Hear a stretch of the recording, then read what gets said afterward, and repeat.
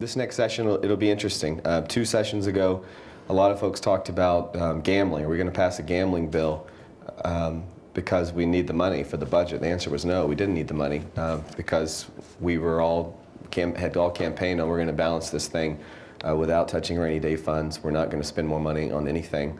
And so there's a push for gambling. I don't know if there'll be any progress this session. I hear mixed reviews. So that's an issue that I'll be curious to see how that goes. With respect to judiciary, I think it'll be a great committee. A lot of the comments, or a lot of the questions that come before judiciary are tort reform related. I feel like we've accomplished most of our goals, if not all, on tort reform, so I'm pretty comfortable with that. But I think as a whole, the budget will always be the dominating issue in each session. So going back to public schools and back to essential state services, I think that those always hold the front line.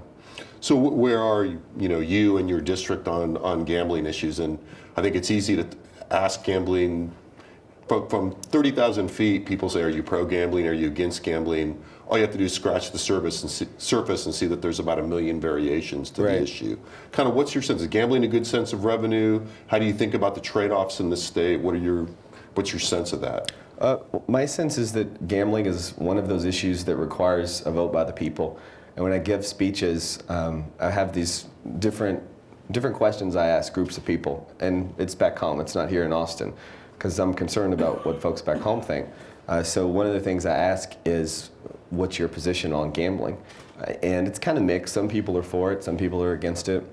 My position is I'm not for it or against it. But like the majority, whether you're for it or against it, in my district, everyone overwhelmingly says that they're supportive of the people being able to decide one way or the other. And my thinking is if you're adamantly pro-gambling, then you should want this vote to come so you can get your gambling. If you're against gambling and you truly believe that the people of Texas are against it, then you should want it to come before the people for a vote so it can be dead for good, so we can quit talking about it. So I think it's an issue.